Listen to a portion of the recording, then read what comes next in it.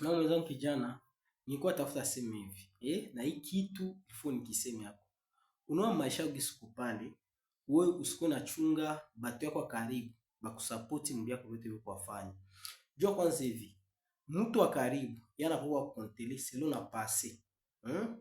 Kama iko grako mwenyesha kuwa, mwenye astahili, anapenda ukuru. Unasikia, unatakutana ni moya kukini. Unakutana mtu wako karibu, yana kuangalia kupase. Unasikia metandiski ya watu wa Mungu pia wanakujije na kazi yako. Mbatu yako karibu unakujija kana pase yako. Wanaangalia gisi ulikuwa naishi mbele na gisi uko leo. Na ukibadilika kuko ile challenge mwe inakuwaka. Unasikia ile inakuwaka tu. Njoo ile. Wewe uko unakubali vile usichunge watu wako karibu kusupport, njoo fanya vyako. Wewe fanya vyako ndio unataka kufanya. Usichunge mtu wote tu alikujua jua tu hivi anze penda akutilie bariere mbyako, hapana.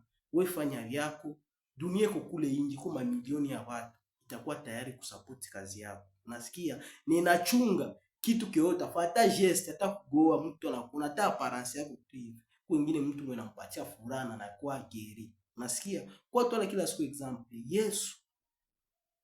Unasikia? Kule kwao Nazareti bali mkatalaka.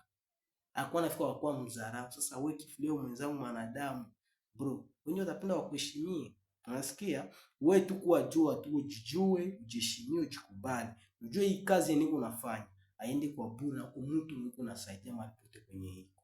Njoo ile.